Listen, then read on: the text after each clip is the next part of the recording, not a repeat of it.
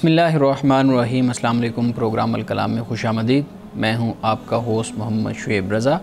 नाज़रीन किराम, आज जुमातुल मुबारक और जुमातुल मुबारक के दिन हम सीरतुन नबी सल्लल्लाहु अलैहि वसल्लम के एक अहम गोशा पे गुफ्तगू करते हैं। वो गुफ्तगू इसलिए करते हैं ताकि हम सीरतुन नबी सल्लल्लाहु अलैहि वसल्लम के जो मुख्तलिफ़ गोशे जिनको अपनी ज़िंदगी से हम भुला बैठे हैं, हम उनको दोबारा से तरोताज़ा करें और अपनी ज़िंदगी को उसके मुताबिक गुजारें।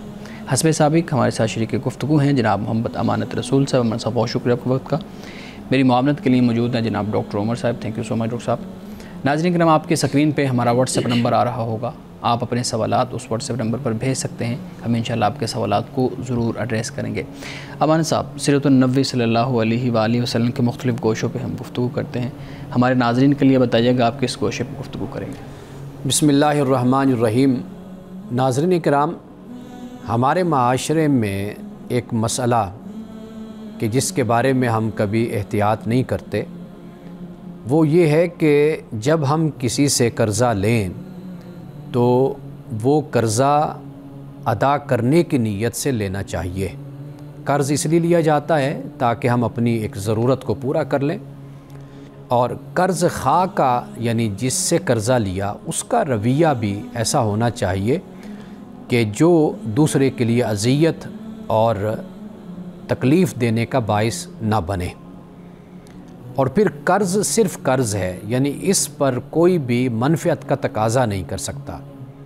कुरान मजीद ने इस बात को बयान किया है कि व इन कान ज़ू उसरतिन फ़नाज़िरतुन इला मैसरा, कि जिसे तुम कर्ज़ा देते हो तो आसानी तक तुम उसको मौका दो, कि वो मोहलत हो कि वो जब आसानी में हो और उसको खुशहाली हो तो वो तुम्हारा कर्ज़ा वापस कर दे, यानी इस तंगदस्ती से वो बाहर निकल आए। वान तसद्दक़ू खैरुल लकुम इन कुंतुम तालमून, कुरान कहता है या फिर ये है कि दूसरी सूरत के तुम सदका कर दो, यानी उसको मुआफ़ कर दो। लेकिन जो कर्ज़ दिया उस पर उसको अज़ियत देना, तकलीफ़ देना या उससे ज़्यादा उससे तकाज़ा करना, इसमें इस्लाम की ममानियत है और ये हराम है। रसूलुल्लाह सल्लल्लाहु अलैहि वसल्लम ने भी अपनी ज़िंदगी में कर्ज़ा लिया। ऐसा भी हुआ कि आपके पास कोई अपनी ज़रूरत लेकर आया तो आपने फरमाया कि फ़लाँ शख्स के पास चले जाओ और जाकर मेरे नाम से तुम उससे कर्ज़ा ले लो, अपनी ज़रूरत को पूरा कर लो। ऐसा भी हुआ कि रसूलुल्लाह सल्लल्लाहु अलैहि वसल्लम ने भी कर्ज़ लिया। हमारी रहनुमाई और हिदायत के लिए हमें मालूम होता है कि रसूलुल्लाह का सलूक और रवैया और तरीक़ा क्या था। अब जो सवाल करने वाला आता था उसकी ज़रूरत तो किसी और तरीके से आप पूरी फरमा देते, कभी इनकार नहीं किया करते थे। लेकिन जब कर्ज़ खा होता वो आपके पास आता और वो सख्ती से पेश आता। ऐसा भी हुआ कि जो वक्त मुकर्रर किया गया वो उस वक्त से पहले आया, और उसके आने की वजह यही कि वो देखना चाहता था कि रसूलुल्लाह सल्लल्लाहु अलैहि वसल्लम का अखलाक और आपका उसवा कैसा है। तो इसी तरह एक शख्स आपके पास आता है, सैयदना फ़ारूक आज़म रज़ियल्लाहु ताला अन्हु बैठे हुए, और वो आकर सख्ती के साथ आपसे बात करता है। और रिवायात में आता है कि आप के गले में चादर है तो वो उस चादर को खींचता है और कहता है कि तुम बनु हाशिम नऊज़ुबिल्लाह, तुम लोग ऐसे ही हो कि अपने वादों को पूरा नहीं करते।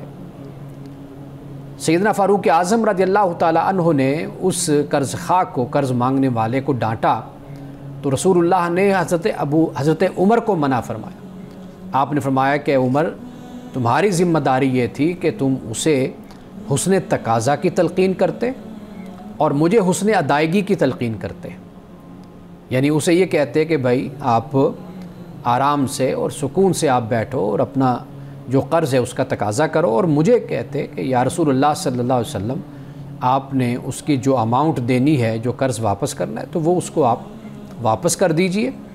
तो ये रवैया आपको इख्तियार करना चाहिए था। तो गोया रसूलुल्लाह सल्लल्लाहु अलैहि वसल्लम ने उम्मत को जिस बात की तालीम फरमाई, एक तो ये है कि कर्ज़ जल्दी अदा करना चाहिए।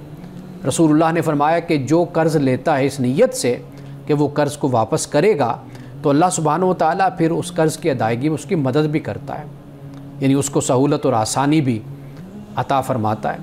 और फिर इसी तरह नरमी करने की तलक़ीन भी मकरूज़ को भी की गई कि कर्ज़ खा पर, जैसे हमारे यहाँ होता है کہ قرض لیا اور اس کے بعد وہ شخص غائب ہو گیا اور پھر پلٹ کر بھی نہ دیکھا، تو یہ طریقہ نہیں ہونا چاہیے، بلکہ جو مدت مقرر ہو اس سے پہلے اگر ہو سکے تو قرض واپس کر دینا چاہیے۔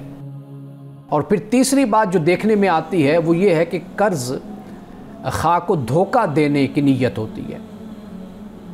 ہمارے معاشرے میں تو یہ ہے کہ اگر کوئی آپ سے قرض لینے آتا ہے تو آپ اس کو دے دیں اور نیت آپ یہ کر لیں کہ یہ مجھے واپس نہیں ملنا، یعنی قرض اس سے تقاضا کرنا، مانگنا، یہ تو پھر بعد کا معاملہ ہے نا۔ لیکن ہمارا بدقسمتی سے رویہ یہ ہوتا ہے کہ ہم اگر کسی سے قرض لیتے ہیں تو ہم اس کو واپس کرنے کی نیت سے کبھی نہیں لیتے۔ لیکن آپ یہ دیکھیے کہ رسول اللہ صلی اللہ علیہ وسلم نے ہمیں خبردار کرنے کے لیے یہ بتایا کہ اگر کوئی مقروض تھا تو رسول اللہ نے اس کے نماز جنازہ نہیں پڑھی، آپ تشریف نہیں لے گئے، صحابہ سے فرمایا ادا کر دو۔ اور یہاں تک سورۃ النساء کو ہم پڑھیں تو وہاں پر قرض کی دین کی بات ہوتی ہے، یعنی ایک شخص جو مرنے والا ہے تو سب سے پہلے کیا ہوگا کہ جو اس کا قرض ہے اور اس کی جو وصیت ہے اس پر عمل ہوگا۔ اب ورثاء بھی ہیں اور والدین ورثاء میں شامل ہیں، بہن بھائی شامل ہیں، اولاد شامل، لیکن سب سے پہلے کیا ہوگا؟ قرض ادا کیا جائے گا، اس لیے کہ یہ قرض اس پر قیامت تک پھر بوجھ بن کر رہتا ہے۔ تو قرآن پاک نے بھی اس بات کو بیان کر دیا، تو رسول اللہ صلی اللہ علیہ وسلم نے یہ فرمایا کہ مومن کی روح اس کے قرض کی وجہ سے معلق رہتی ہے جب تک کہ اسے ادا نہ کیا جائے۔ یعنی معلق رہنے سے مراد یہ ہے کہ معاملہ تکلیف کا رہتا ہے، کہ وہ شخص کہ جو دنیا میں مقروض ہے تو اس کے ساتھ معاملہ پھر معلق رہتا ہے، لٹکا رہتا ہے اور چلتا رہتا ہے۔ تو لہٰذا ہمیں اس بات کا خصوصی خیال رکھنا چاہیے۔ رسول اللہ صلی اللہ علیہ وسلم کی سیرت کے اس پہلو کو ہم لوگوں نے بھلا دیا ہے اور فراموش کر دیا ہے۔ ہمیں یہ بات یاد رکھنی چاہیے، یہ جو انسان کا انسان کے ساتھ معاملہ ہے اس کا سوال قیامت کے دن ہوگا، اور اللہ سبحانہ و تعالیٰ معاف فرماتا ہے، مغفرت فرماتا ہے، گناہ بخش دیتا ہے۔ وہ جو ہم نے اللہ کے حق میں اگر کوئی سستی اور غفلت کا مظاہرہ کیا ہوتا ہے تو اللہ اس کو معاف فرما دیتا ہے، لیکن جو بندوں کا معاملہ ہے تو اللہ پاک فرماتا ہے کہ میں یہ اس وقت معاف کروں گا کہ جب مظلوم اور جو متاثر شخص ہے جب تک وہ معاف نہیں کرے گا۔ تو لہٰذا یہ بات ہمیں ذہن میں رکھنی چاہیے کہ آپ حج کریں، آپ راتوں کی عبادت کریں، آپ عمرے کریں، تو آپ کے یہ حج اور عمرے اللہ تعالیٰ اپنے حق کو تو معاف فرما دیتا ہے، لیکن بندوں کے معاملے میں یہ اسی بات کی تعلیم ہے کہ بندوں کے ساتھ معاملہ صاف کر کے تم میرے پاس آنا۔ تو رسول اللہ صلی اللہ علیہ وسلم کی سیرت کا یہ پہلو ہمیں یاد رکھنا چاہیے اور اس بات کا خیال رکھنا چاہیے کہ قرض اگر لیا بھی جائے اپنی ضرورت کے لیے تو اتنا ہو کہ جتنا ہم اس کو واپس کر سکیں، اور قرض خواہ کو بھی چاہیے کہ مقروض اگر واقعی حقیقی طور پر مقروض ہے، ضرورت مند ہے، اور باوجود کہ محنت اور کوشش کے وہ قرض اتارنے کی پوزیشن میں آتا ہی نہیں، تو پھر اسے بھی چاہیے کہ اس کے ساتھ نرمی کا معاملہ کرے، اس لیے کہ اللہ سبحانہ و تعالیٰ نے اسے مومن کے لیے بہتر فرمایا ہے۔ ناظرین کرام، یہاں وقت ہوا چاہتا ہے ایک بریک کا، ہمارے ساتھ رہیے گا۔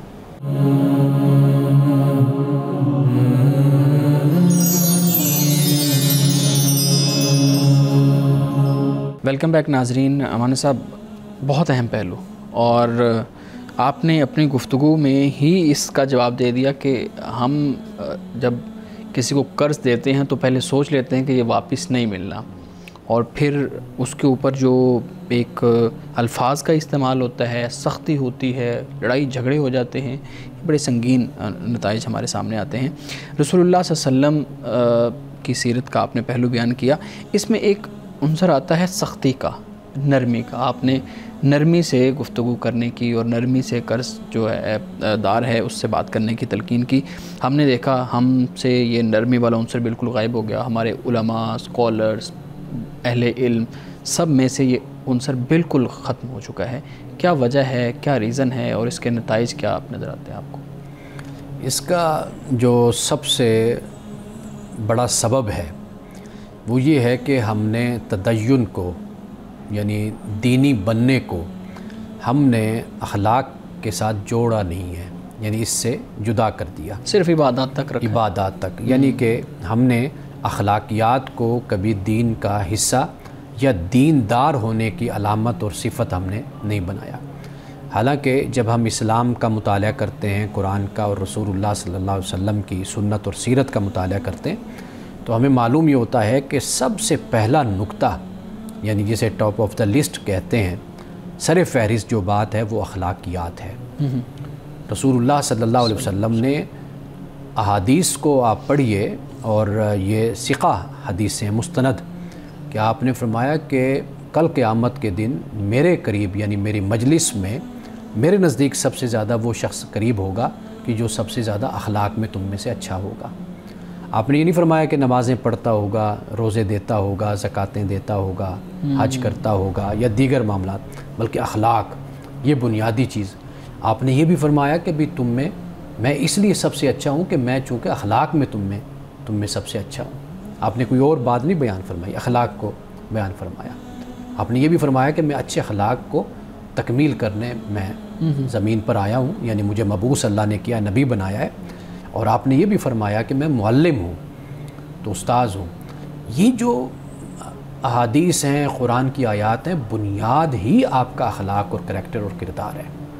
آپ کسی کو بھی اپنی گفتگو سے کتنی دیر تک متاثر کریں گے، اس جادو میں کتنی دیر میں رکھیں گے؟ کچھ دیر کے بعد آپ کا اخلاق، آپ کی سیرت یہ کھل کر پھر سامنے آتی ہے۔ ان روایات کو، ان احادیث کو، ان آیات کو پڑھنے والوں اور لوگوں کو سمجھانے والوں میں سے یہ جو نرمی والا عنصر ہے یہ کیوں غائب ہو گیا؟ سوال تو بنیادی طور پہ یہ ہے۔ میں وہی عرض کر رہا ہوں نا کہ دینداری کو اخلاق کے ساتھ جوڑا نہیں گیا۔ صحیح، ایک یہ بات۔ اچھا، پھر دوسری بات یہ ہے کہ جس طرف آپ اشارہ کر رہے ہیں اور آپ جواب چاہ رہے ہیں، تو وہ یہ ہے کہ ہمارے ہاں جو تعلیم ہے، تدریس ہے، جو طریقہ ہے، وہ بنیادی طور پر ہم نے اپنے عقائد، اپنے مسلک اور اپنے فرقے کو ہم نے اسی کو حق پر مبنی قرار دیا ہے، اور باقیوں کے بارے میں جو ہمارا تصور ہوتا ہے، جو ہماری سوچ اور عقیدہ ہوتا ہے، وہ یہ ہوتے ہیں کہ یہ اسلام کے دائرے سے باہر ہیں، تکفیر والا خارج ہیں۔ تو جب ہم دوسرے کو اس مقام تک پہنچاتے ہیں نا، تو پھر ہم وہ کہتے ہیں کہ کفار و مشرکین کے ساتھ، یہود و نصارہ کے ساتھ پیغمبر کے زمانے میں جو سلوک رکھا گیا، یہ بھی اسی کے حقدار ہیں، ان کے ساتھ وہ، یعنی جو مناظرانہ سوچ، مجادلانہ سوچ ہماری پروان چڑھی، کہ جس پہ ہم اس انتہا کو پہنچ گئے کہ ہم نے اپنے علاوہ کسی کو مسلمان ہی نہیں سمجھا، تو وہاں پر بھی پھر ایسی صورتحال سامنے آئی۔ صحیح جی ڈاکٹر صاحب۔ مولانا صاحب، یہ ہم دیکھتے ہیں کہ جیسے کوئی شخص آیا، اس نے بدتمیزی کی، پھر آگے سے ہم اس کا ایک ریونج لینے کی کوشش کرتے ہیں، تو یہ رد عمل کی جو نفسیات ہے، اس سے کیسے بچا جائے؟ رد عمل کی نفسیات سے بچنے کا جو بنیادی طریقہ ہے نا، ایک تو یہ ہے کہ انسان اپنے آپ پر توجہ کرے، اس لیے کہ مسئلہ یہاں پر حل ہو جاتا ہے جب انسان اپنی توقع اور اپنی امید کو دیکھتا ہے۔ یعنی مثال کے طور پر میں کسی کے سامنے ہوں اور میں دوسرے سے کیا توقع رکھتا ہوں، کس رویے کا، میں ہمیشہ اسی کا ہی یعنی امید اور توقع یہی رکھتا ہوں نا کہ دوسرا مجھے معاف کرے گا، مجھے برداشت کرے گا۔ اگر میں کبھی سختی کر بیٹھوں گا یا کبھی میرے اوپر ایک طیش طاری ہو جاتا ہے، غصہ طاری ہو جاتا ہے، غالب آ جاتا ہے، تو میں اگر اس صورت میں کچھ کہہ بیٹھتا ہوں تو دوسرے کو میرے ساتھ کیسا رویہ رکھنا چاہیے؟ تو میرا خیال ہے کہ وہ کہتے ہیں کہ سب سے پہلے خود آئینہ دیکھو، پھر دوسروں کو دکھاؤ۔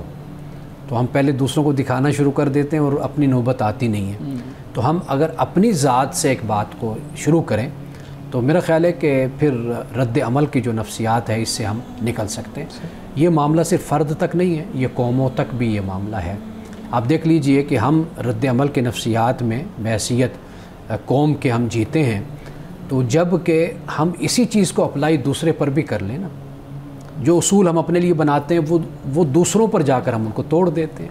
تو یہ جو ہمارے ہاں سازش، کنسپائریسی کا ایک لفظ بولا جاتا ہے، دوسروں کی دشمنی کا لفظ بولا جاتا ہے، تو یہ لفظ اسی وقت ہی تخلیق ہوتے ہیں نا، کہ جب ہم یہ نہیں دیکھتے کہ بحیثیت انسان ہمارا تقاضا بھی وہی ہے جو دوسرے کا ہم سے تقاضا ہے۔ تو جب ہم یہ بات سمجھیں گے کہ ہم جس مقام پر کھڑے ہیں دوسرا بھی تو اسی طرح کا ہی ایک انسان ہی ہے نا، تو پھر رد عمل کی نفسیات سے انسان نکل آتا ہے۔ نہیں مطلب رد عمل کی نفسیات پہ آپ بات کر رہے تھے. ہمارے علماء تو حق کہتے ہیں, ہم تو حق بیان کرتے ہیں, ہم کیوں نہ رد عمل دیں؟ اور اگر کوئی شخص کوئی گمراہی والی بات کر رہا ہے تو ہمارا رائٹ بنتا ہے, ہمیں اللہ رب العزت نے وہ منصب دیا ہے کہ ہم اس کو حق تک پہنچا کے آئیں, اور پھر وہ آپ کو معلوم ہے کہ ہمارے یہاں پہنچا کے بھی آتے ہیں. دیکھیے سورۃ الغاشیہ کی ایک آیت ہے جو اس مسئلے کو حل کر دیتی ہے. فرمایا فذکر انما انت مذکر, کہ آپ نصیحت کیجئے, اس میں کوئی شک نہیں کہ آپ نصیحت کرنے والے. لست علیہم بمسیطر, آپ ان پر مسیطر نہیں, بالکل چوکیدار کہہ لیں, کوئی لفظ بھی اس کا مختلف علماء نے اس کے مختلف ترجمے کیے, تو آپ ان پر مسیطر نہیں ہیں. تو جب اللہ اپنے پیغمبر کو, اپنے رسول کو یہ بات کہتا ہے, فرماتا ہے, تو پھر ہماری حیثیت کیا ہے؟ تو ہمیں تو یہ کہا گیا ادعو الی سبیل ربک بالحکمت والموعظۃ الحسنہ. آپ ان آیات کو بھی دیکھیے اور پھر تجربہ اور مشاہدہ کو بھی دیکھیے. رسول اللہ کا اخلاق, نرمی, مٹھاس, حلاوت, آپ کی گفتگو, اس سے کتنے لوگ اسلام کے دائرے میں داخل ہوئے. اسی طرح آج آپ بھی اگر اسی طریقے سے بات کرتے ہیں, آپ دیکھیے دوسرا آپ کی بات کو سننے کے لیے تیار ہو جاتا ہے. اگر آپ سختی رکھتے ہیں تو دوسرا طے کر لیتا ہے کہ اب میں نے اس کی بات کو سننا نہیں ہے. یہ جو رویہ پیدا ہوتا ہے نا, یہ رد عمل کی نفسیات ہوتی ہے. خاص طور پر علماء, مبلغین, مفتیان کرام اور دین سے تعلق رکھنے والوں کو رسول اللہ صلی اللہ علیہ وسلم کے اسوہ حسنہ اور اخلاق کو پڑھنا بھی چاہیے اور اس کو اختیار کرنا چاہیے. صحیح. جی ڈاکٹر صاحب آپ. میں اس میں پوچھ رہا ہوں کہ خاموشی کی کتنی اہمیت ہے ایسی سچویشنز میں؟ جیسے رسول اللہ نے فرمایا کہ من صامت نجات, خاموشی میں نجات ہے. تو ہم لوگ تو ہر جگہ مطلب خاموشی کو بالکل اختیار نہیں کرتے, ایسے کرتے ہیں کہ اگر ہماری آواز نہ پہنچی اس شخص تک تو ہمارا مقدمہ سامنے نہیں رکھا جائے گا. تو ہمیں اس کو کس قدر اپنی زندگی میں اپنانا چاہیے خاموشی کو بھی؟ سمجھدار جو انسان ہوتا ہے نا جی, وہ ہمیشہ نتیجے پر نظر رکھتا ہے. جب آپ نتیجے پر نظر رکھیں گے تو پھر آپ پالیسی بنائیں گے. ایک جگہ ہوتی ہے جہاں پر آپ کو بولنا ہوتا ہے, ایک جگہ ہوتی ہے جہاں پر آپ کو کم بولنا ہے, ایک جگہ ہوتی ہے جہاں پر آپ خاموشی اختیار کر لیتے ہیں. یہ مختلف جگہیں ہیں. یہ انسان پر ڈیپینڈ کرتا ہے کہ وہ اس وقت کس سچویشن میں ہے, کس حالت میں, تو وہ اس کے مطابق پھر طریقہ کار اختیار کرتا ہے. یعنی مثال کے طور پر میں ایک جگہ قرآن پاک کی آپ کے سامنے رکھتا ہوں جہاں پر اللہ سبحانہ وتعالیٰ نے کہا کہ جب یہ دین کا مذاق اڑا رہے ہوتے ہیں اور خوض کر رہے ہوتے ہیں تو قرآن پاک یہ کہتا ہے بھئی آپ اٹھ جایا کریں. جب اس سے واپس آ جائیں اس حالت سے وہ لوگ, تو پھر جا کر آپ ان میں بیٹھ سکتے ہو. اب ان میں جو بیٹھنا ہے وہ مقصد کیا ہے؟ وہ یہ ہے کہ نصیحت ہے, دعوت ہے. جب آپ اس مقصد کو ہی نہیں پورا کر پا رہے تو پھر آپ وہاں پر بول کر اپنے وقت کو, اپنی بات کو آپ ضائع بھی کرتے ہیں. پھر یہ ہوتا ہے کہ دوسرے کا جو رویہ ہوتا ہے نا, وہ آپ کو بتاتا ہے آیا کہ یہ آمادہ ہے کوئی بات سننے پر یا آمادہ نہیں ہے, تیار بھی ہے یا نہیں ہے. تو آپ دیکھ لیتے ہیں کہ آپ اپنے موتیوں کو آپ یہاں پر ضائع کر رہے ہیں یا واقعی یہ کارآمد ہو رہا ہے. تو جہاں آپ ایسا ماحول دیکھیں تو وہاں پر سب سے بہتر طریقہ یہی ہوتا ہے کہ آپ خاموشی آپ اختیار کریں. کیونکہ جب آپ آگے بڑھیں گے تو اس سے مزید وہ جیسے کہتے ہیں نا گندگی ہوتی ہے نا, اس گندگی کو آپ جتنا بھی کھولتے ہیں اس میں سے بو ہی نکلتی ہے. تو لہٰذا جب اس طرح کے لوگ, اس طرح کی محفل, مجلس, بحث, گفتگو, وہ چاہے فیس بک پر ہی کیوں نہ ہو, تو وہاں پر خاموشی بہتر ہوتی ہے. صحیح. اچھا مولانا صاحب, ہمارے ناظرین کے سوالات ہیں, پوچھتے ہیں جی اسلام خواتین کو نماز جنازہ پڑھنے یا پڑھانے سے کیوں روکتا ہے؟ ہم نے تو کبھی نہیں دیکھا کہ کسی خاتون نے نماز جنازہ پڑھا ہو یا پڑھایا ہو. اچھا, ایک بات تو یہ کہ اسلام بالکل نہیں منع کرتا, پڑھنے والی خواتین جا کر پڑھتی بھی ہیں. بس یہ بات سمجھنی چاہیے کہ یہ اللہ تعالیٰ نے یہ ذمہ داری پورے معاشرے کی چند افراد جو بھی اس کو ادا کریں تو اس سے کہا کہ ادا ہو جاتی ہے. یعنی یہ ایک سماج کی ذمہ داری بن جاتی ہے کہ وہ جس حد تک ہو سکے اس کو ادا کریں. تو لہٰذا ہمارے ہاں ایک تقسیم اس طرح پائی جاتی ہے کہ خواتین نہیں جاتی, یعنی وہ گھر میں ہوتی ہیں, دیگر معاملات اور جو ایک ہمارے ایک سماجی تقاضے ہوتے ہیں ان کو وہ پورا کرتی ہیں. اور اگر جانا بھی کوئی چاہے تو اس پر کوئی پابندی نہیں. یعنی آپ یہ دیکھیے کہ مرد کب سارے آ رہے ہوتے ہیں, وہ بھی تو یعنی کوئی بڑی شخصیت ہو تو بڑا جنازہ ہوتا ہے. عام طور پر تو اگر ایک محلے میں, علاقے میں, سوسائٹی میں کوئی فوت ہوتا ہے تو 100-200 لوگ آ جاتے ہیں. اب وہ سوسائٹی جو ہزاروں پر مبنی ہے وہاں پر چند لوگ آ رہے ہیں. تو لہٰذا یہ فرض کفایہ جیسے فقہا نے کہا، یہ بالکل ٹھیک بات ہے. تو اس لیے عورتوں کو روکا ہرگز نہیں جاتا، جانا چاہیں تو بالکل وہ جا سکتی ہیں، پڑھ سکتی ہیں. ناظرین کرام، یہاں وقت ہوا چاہتا ہے ایک بریک کا، ہمارے ساتھ رہیے گا.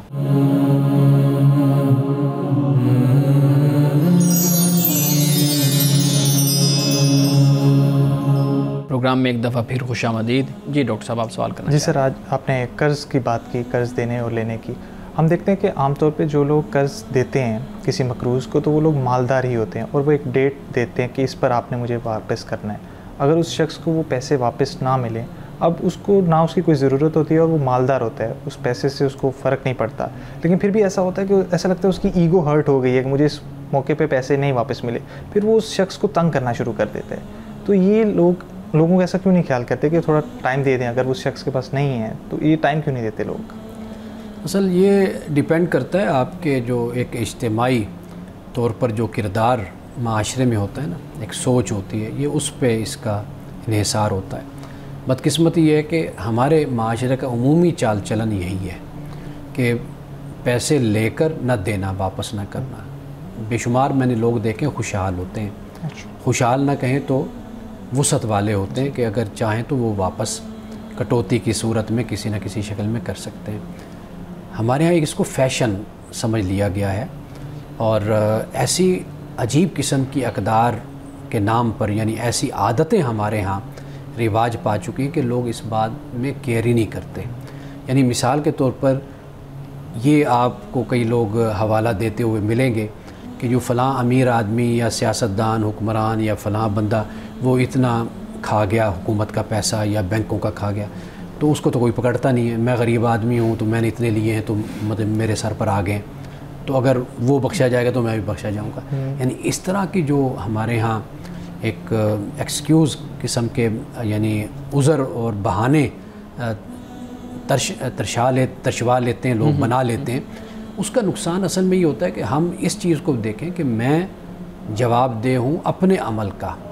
مثال کے طور پر اگر کوئی شخص برا ہے تو اس کی برائی میرے لیے کوئی وجہ نہیں بن سکتی کہ میں برا بن جاؤں، کہ اس کے برے ہونے کی وجہ سے میری کل قیامت کے دن بخشش نہیں ہوگی کہ میں نے برا کام اس کی وجہ سے کیا تھا. ٹھیک ہے، ہمارے یہاں عجیب قسم کی یہ نفسیات ہے.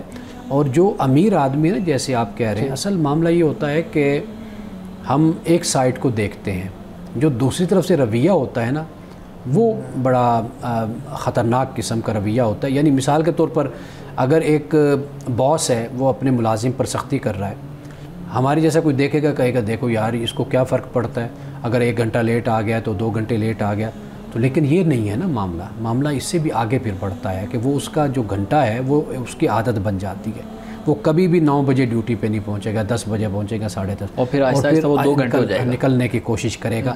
یہ جو بدنیتی والا معاملہ پھر ہو جاتا ہے نا، یہ خطرناک ہوتا ہے. اگر امیر آدمی اس نیت کے ساتھ اگر کہتا ہے ابھی میرا قرض مجھے واپس کرو، ایک ڈسپلن کے لیے، ایک وعدے کے مطابق، کہ اس کی بھی تربیت ہو کہ بھئی آپ نے پیسے لیے تو آپ نے وعدہ کیا ہے، بے شک مجھے ضرورت نہیں ہے لیکن آپ اپنے وعدے کو پورا کریں. تو میرا خیال ہے کہ یہ نیت پر پھر اس کا انحصار ہوتا ہے کہ ایک انسان کس ارادے کے ساتھ اور کیوں ایسا کر رہا ہے. جی مولانا صاحب یہ بتائیے گا کہ پوچھتے ہیں کہ ہم ایک آفس میں کام کرتے ہیں جہاں پہ ہمارے ساتھ غیر مسلم دوست بھی کام کرتے ہیں، تو جب ہم کھانا کھاتے ہیں تو وہ اپنے برتن الگ کر لیتے ہیں، ہم اپنے برتن الگ کر لیتے ہیں. تو کیا ایسا کرنے کا حکم اسلام نے ہمیں دیا ہے؟ اسلام میں بالکل اس کا کوئی حکم نہیں ہے، اور بلکہ اسلام میں یہ طریقہ کار ہی ناپسندیدہ ہے. بات یہ ہے کہ جب آپ حلال کھا رہے ہیں، یعنی دونوں نے ہی حلال کھانا ہے. آپ آفس میں کمپنی مثال کے طور پر کھانا بناتی ہے، وہ چاول ہیں، بریانی ہے، وہ مٹن ہے، قورمہ ہے، جو کچھ بھی بنتا ہے، چپاتیاں ہیں، وہ سب کچھ حلال ہے. اب یہاں پر معاملہ صفائی کا ہے، اگر ستھرائی کا، وہ تو اپنا مسلمان بھائی بھی اگر اپنی صفائی ستھرائی کا خیال نہیں کرتا تو انسان کی طبیعت تو اس کے ساتھ بھی بیٹھ کر کھانے کو نہیں کرتی. تو معاملہ 2 چیزیں ہیں، ایک ہے جو کھانا کھایا جا رہا ہے وہ کیسا ہے، کتنا پاکیزہ ہے، وہ طیب ہونا چاہیے، حلال ہونا چاہیے. دوسری بات یہ ہے کہ جو آپ کے ساتھ کھا رہا ہے اس سے آپ کو کوئی اس کے کپڑوں کی وجہ سے، اس کے نہ نہانے کی وجہ سے، برش نہ کرنے کی وجہ سے آپ کو اس سے گھن اگر آ رہی ہے تو پھر بھی آپ علیحدہ ہو جاتے ہیں. یہ وجہ ہے بنیادی اسلام اور غیر اسلام ہونا، یعنی مسلم یا غیر مسلم ہونا، اس بنیاد پر فرق نہیں کیا جانا چاہیے۔ صحیح۔ اچھا، اس میں ہم جب چھوٹے تھے تو مجھے یاد ہے وہ جو سٹیل کا برتن ہوتا تھا اس میں کھانا دیا جاتا تھا اور بعد میں پھر اس کو کلمہ پڑھ کے دھویا جاتا تھا، تو یہ جو روایت ہے یہ کہاں سے ہمارے اندر پیدا ہوئی؟ یہ جو برتری کی نفسیات ہے، جو ہم نے یہ سمجھ لیا کہ ہم صرف مسلمان ہیں تو ہم برتر ہو گئے ساری دنیا میں، چاہے ہمارا نہ اخلاق ہو، نہ کردار ہو، نہ تقوی ہو، نہ پرہیزگاری ہو، یہ اصل اس نفسیات سے یہ بات پیدا ہوئی ہے۔ ورنہ ہمارے علماء کے، بزرگوں کے ایسے ایسے واقعات ہیں کہ انہوں نے غیر مسلموں کو اپنے ساتھ بٹھا کر کھانا کھلایا اپنے ہی برتن میں۔ یعنی ایک بڑے عالم کا یہ واقعہ بیان ہوتا ہے، وہ گزشتہ صدی میں ان کی وفات ہوئی ہے۔ ان کے بارے میں یہ ہے کہ وہ بیٹھے ہوئے تھے تو جو خاکروب ہوتا ہے، جنہیں ہم جمع دار کہہ دیتے ہیں، صفائی کرنے والا کہتے ہیں، وہ اسے کہا کہ بھئی آپ ہاتھ دھو کر آپ آؤ میرے ساتھ کھانا کھاؤ۔ تو کہنے لگے جی میں فلاں ہوں جیسے ہمارے ہاں ہوتا ہے۔ انہوں نے کہا نہیں، دھو کر آؤ میرے ساتھ بیٹھو۔ وہ ہاتھ دھو کر آئے، اس کے ساتھ بیٹھ کر کھانا کھایا، اور کہتے ہیں کہ بعد میں وہ اور اس کی فیملی مسلمان ہو گئی تھی۔ آپ اگر یہاں پر دیکھتے ہیں نا کہ کرسچن زیادہ ہیں اور مسلمان یعنی کرسچنوں کی تعداد زیادہ ہے، اس کی وجہ کیا ہے؟ اس کی وجہ یہ ہے کہ یہ پہلے ہندو تھے اور یہ شودر تھے۔ جب انگریز یہاں پر آیا تو اس نے ان کو عزت دی، ان کا خیال کیا، ان کے حقوق ان کو ادا کیے۔ جب ان کو ریسپیکٹ ملی نا کرسچینٹی میں اور وہاں کے بڑے لوگوں سے، پوپ سے، پادری سے یا پریسٹ سے، تو یہ متاثر ہو کر انہوں نے کرسچینٹی کو قبول کیا تھا۔ تو لہٰذا آپ کا اخلاق، آپ کی محبت، آپ کا پیار، یہ آپ کے دین کے قریب دوسروں کو کرتا ہے۔ اگر آپ کا اخلاق نہیں اچھا تو آپ کو دین نے کیا دیا پھر؟ یعنی آپ کے دین کا تو پتہ آپ کے کردار سے اور سلوک سے چلنا ہے نا۔ صحیح، بالکل صحیح۔ جی ڈاکٹر صاحب۔ سر میرے پاس ایک دو ملحدین کے سوالات تھے۔ ایک صاحب نے پوچھا تھا کہ یہ جو مذہب ہے انسان کے اوپر اتنی قدغنیں لگاتا ہے اور اس کی ایک آزادی چھین لیتا ہے۔ آج کے دور میں تو آزادی کو ایک بنیادی قدر کے طور پہ دیکھا جاتا ہے، تو جو مذہب زندگی کا لطف ختم کر دیتا ہے، اس پر آپ کیا کہیں گے؟ مذہب زندگی کا لطف دوبالا کر دیتا ہے۔ آپ اس کو اس طرح کہیں۔ کس طرح؟ اس لیے کہ انسان اپنی زندگی میں اپنی عقل اور اپنی فطرت سے اس بات کو قبول کرتا ہے کہ اس کے لیے کچھ ضابطیں زندگی گزارنے کے ہونے چاہیے، کچھ قوانین ہونے چاہیے، کچھ ایسا ڈسپلن ہونا چاہیے کہ جس میں انسان سکون اور امن کی زندگی گزارے۔ آپ مذہب کو اگر ایک طرف فی الحال رکھ دیتے ہیں، آپ یہ بھی دیکھیے کہ آپ اپنے معاشرے میں آخر قوانین بناتے ہیں، ضابطے بناتے ہیں، اصول بناتے ہیں، آپ ان کا پابند کرتے ہیں۔ آپ کی ریاست ہے، آپ کی حکومت ہے، آپ کی زندگی، آپ ایک آفس بھی بناتے ہیں، کمپنی بناتے ہیں، فرم بناتے ہیں، آپ اس میں کچھ اس کے ضابطے بناتے ہیں، تشکیل دیتے ہیں، رولز اینڈ ریگولیشنز ہوتے ہیں۔ یہ بہت ضروری ہے، اور ہم مذہب کو اس لیے مانتے ہیں کہ یہ اس ذات نے ہمیں ضابطہ دیا ہے، اس ذات نے ہمیں اصول اور قوانین دیے جو ہماری فطرت سے، ہماری طبیعت سے، ہماری نفسیات سے، ہمارے مزاج سے واقف ہے، اتنا واقف ہے کہ جتنا ہم خود واقف نہیں ہیں۔ وہ ہمارا پیدا کرنے والا ہے، تو وہ ہمارے ظاہر اور باطن کو جاننے والا ہے۔ ہمارا ایمان اور یقین ہے کہ اس نے جو ہمیں دین دیا ہے وہ دین ایسا ہے کہ جو در حقیقت ہماری آزادی کی حفاظت کرنے والا ہے، نہ یہ کہ وہ ہمیں آوارہ بنائے۔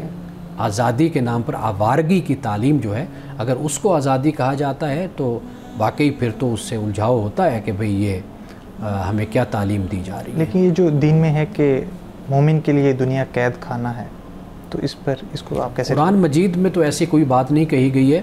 میں یہ عرض کر دوں کہ اس کا نا ایک خاص پس منظر ہے جو ہمیں سمجھنا چاہیے۔ ہمارے ہاں افراط و تفریط، یہ سے غلوف کہتے ہیں، وہ اختیار کر لیا جاتا ہے۔ قرآن مجید جب ہم پڑھتے ہیں تو قرآن مجید نے مذمت ان لوگوں کی ہے جو دنیا کی لالچ، حرص، طمع اور تکاثر میں مبتلا ہو جاتے ہیں اور آخرت کو بھول جاتے ہیں، دین کو بھول جاتے ہیں، خدا کو بھول جاتے ہیں۔ اللہ نے ان کی مذمت کی ہے، چونکہ وہ دنیا پرست تھے تو لہٰذا دنیا کا ذکر پھر ساتھ آیا۔ تو اس سے ہرگز یہ مطلب نہیں ہے کہ آپ دنیا کے بارے میں یہ کہیں کہ یہ حرام ہے یا یہ جیسے کئی الفاظ اس کے لیے ہمارے ہاں بولے جاتے ہیں، تو یہ پھر وہ جو ایگزیجریشن کا معاملہ ہے نا، غلو کا، وہ ہمارے ہاں پھر اس کو اختیار کر لیا گیا، ورنہ اسلام جو تعلیم دیتا ہے وہ بڑے اعتدال اور توازن کی تعلیم۔ صحیح۔ ناظرین کرام، یہاں وقت ہوا چاہتا ہے ایک بریک کا، ہمارے ساتھ رہیے گا۔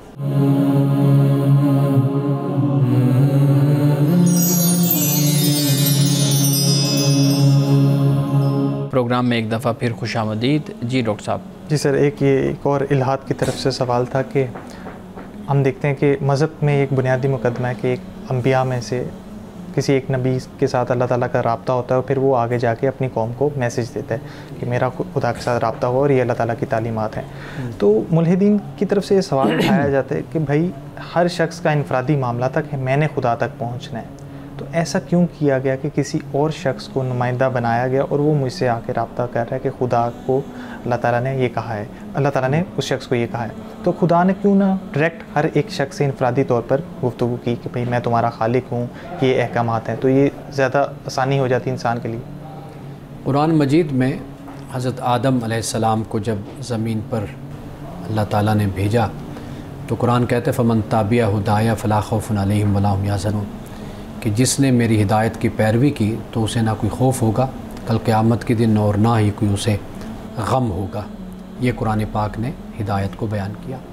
تو گویا کہ جو قرآن مجید بیان کرتا ہے، اس کے جواب میں آپ کہہ لیجیے یا اس مسئلے کو حل کرتا ہے، وہ یہ ہے کہ اللہ سبحانہ و تعالیٰ نے انسان کو زمین پر اتارا آزمائش اور امتحان کے لیے۔ تو جب انسان زمین پر آیا ہے تو اب یہاں پر اس کا امتحان ہے۔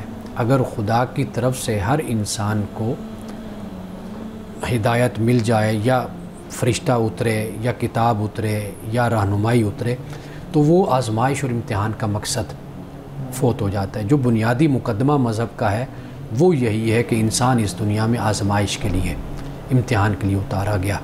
تو لہٰذا اگر یہ آزمائش اور امتحان اسی صورت میں ہی باقی رہ سکتی ہے کہ ایک اللہ کا نمائندہ، ایک رسول زمین پر آئے اور جو لوگوں کو اس بات سے خبردار کرے اور بتائے کہ بھئی تم اس دنیا میں آئے ہو اور یہ تمہاری زندگی عارضی ہے، اس کے بعد تم نے خدا کی بارگاہ میں حاضر ہونا ہے۔ تو لہٰذا مذہب کو مذہب ہی کے مقدمے کی روشنی میں ہمیں سمجھنے کی ضرورت ہے۔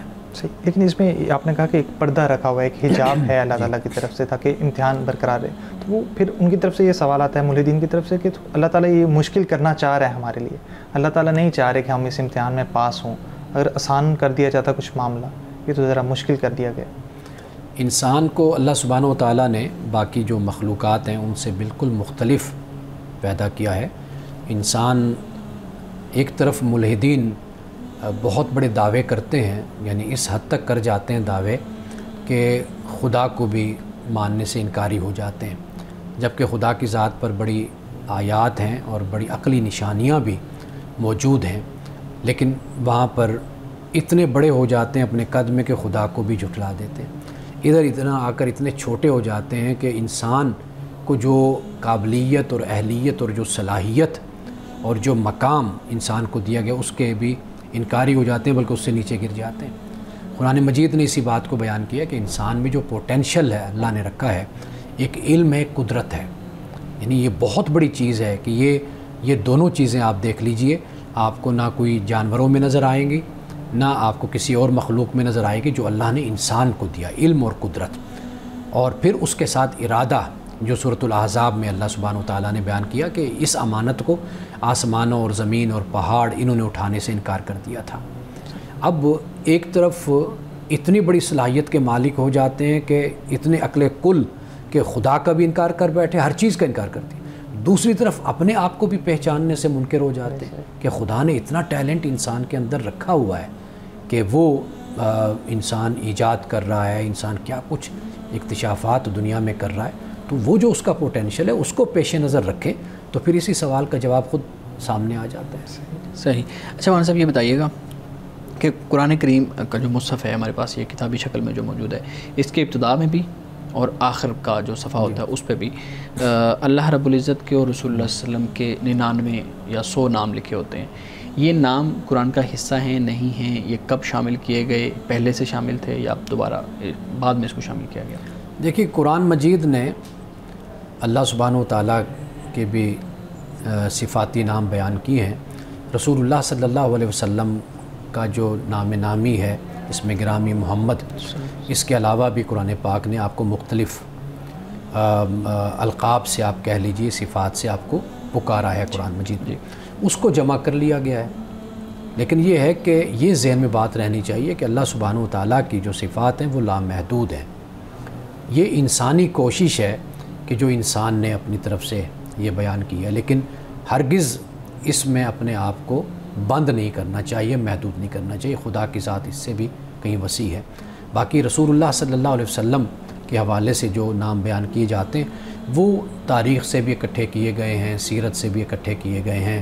آپ صلی اللہ علیہ وسلم کی صفات، آپ کی عادات، آپ کے اخلاق، خصائل، ان سے بھی ان چیزوں کو نکالا گیا. یعنی خاندانی، قبیلے اور آپ کی وہ سرزمین مثلا مکہ ہے، عرب ہے، اس کو مختلف ناموں سے بلایا گیا. تو جیسے تہامی آپ کو کہا گیا، مکی کہا گیا، مدنی کہا گیا، آپ کو امی کہا گیا. تو یہ پھر کچھ نسبتیں ایسی ہوتی ہیں جو زمین کے ساتھ ہو جاتی ہیں، کچھ انسان کی اخلاق اور خوبیوں کے ساتھ ہو جاتے ہیں. تو اس طرح کر کے پھر علماء نے، سیرت نگاروں نے ان کو جمع کر کے لکھ دیا، اور پھر اس کو قرآن کے شروع میں اور قرآن کے آخر میں اس کو شامل کر دیا گیا. تو یہ کوئی قرآن کا حصہ نہیں اور کوئی لازم نہیں ہے کہ ان کو ضرور چھاپا جائے اور شائع کیا جائے. صحیح. لیکن ہم دیکھتے ہیں کہ ہمارے ہاں جب خواتین خاص طور پہ بزرگ حضرات قرآن پاک کی تلاوت کرنے لگتے ہیں تو وہ پہلے ان ناموں کو پڑھتے ہیں اور پھر آخر میں بھی تلاوت کے بعد پڑھتے ہیں. تو یہ ایک رویہ اس طرح تو پھر لوگ سمجھ لیتے ہیں کہ یہ ضروری ہو گیا ہے. ایسے ہی ہے. اصل جو تربیت ہے نا جی، وہ لوگوں کو بتایا جائے کہ جو تفسیر ہوتی ہے وہ بھی قرآن نہیں ہوتا، اور جو ترجمہ ہوتا ہے وہ بھی قرآن نہیں ہوتا، اور اس ترجمے کے ساتھ جو حاشیہ ہوتا ہے اوپر وہ بھی قرآن نہیں ہوتا. لوگ یہ سمجھتے ہیں کہ یہ جو قرآن مجید ہے، تفسیر ہے، اس میں جو بھی لکھا ہوگا نا اس جلد کے اندر، ما بین الدفتین جس کو کہا جاتا ہے، قرآن ہے، یہ سارا کا سارا قرآن ہے. تو وہ کہتے ہیں جی میں نے قرآن میں پڑھا تھا. تو وہ قرآن میں نہیں ہوتا، یا تو وہ ترجمہ کسی مترجم کا ہوتا ہے، تو وہ انسان ہے. اسی طرح مفسر نے کوئی نقطہ بیان کیا اپنے ہوتا ہے، فہم کے مطابق. اصل معاملہ یہ ہوا کہ یہ جو 2 صفحے تھے نا یہ خالی تھے قرآن مجید کے. تو ان کو بھرنے کا ایک طریقہ یہ اختیار کر لیا گیا، کیونکہ قرآن اللہ نے نازل فرمایا اور جس ہستی پہ نازل فرمایا رسول اللہ صلی اللہ علیہ وسلم. تو پھر اس حساب سے دونوں طرف یہ صفاتی نام جو ہیں وہ لکھ دیے گئے. ان صفحوں کو خالی نہیں رکھا گیا. اچھا. مولانا صاحب آج کی حدیث مبارکہ بیان کیجیے گا. آج کی حدیث حضرت ابو ہریرہ رضی اللہ تعالی عنہ سے روایت ہے. بیان کرتے ہیں رسول اللہ صلی اللہ علیہ وسلم نے فرمایا، جس نے لوگوں کا مال لیا یعنی قرض اور اس کا ارادہ ادا کرنے کا تھا تو اللہ تعالیٰ اسے ادا کروا دے گا، اور جو اسے ضائع کرے گا تو اللہ تعالیٰ اس قرض دار کو تباہ کر دے گا. یہ بخاری شریف کی حدیث ہے. تو خواتین و حضرات دیکھیے کہ کتنی اہمیت ہے اس بات کی کہ اگر ایک شخص اگر قرض ادا کرنے کے ارادے سے قرض لیتا ہے تو اللہ تعالیٰ اس کے لیے آسانیاں پیدا کر دے گا، اور جو شخص یہ ارادہ کر لیتا ہے کہ قرض میں نے واپس ہی نہیں کرنا تو رسول اللہ صلی اللہ علیہ وسلم نے فرمایا کہ اللہ تعالیٰ پھر اس قرض دار کو تباہ کر دے گا. ناظرین کرام، اس دعا کے ساتھ اپنے پروگرام کا اختتام کریں گے. اللہ رب العزت حسن کلام اور تاثیر کلام عطا فرمائے، ہماری زبان کے گروں کو کھول دے اور سننے والوں تک خیر کا پیغام پہنچے. اجازت دیجیے. خدا حافظ.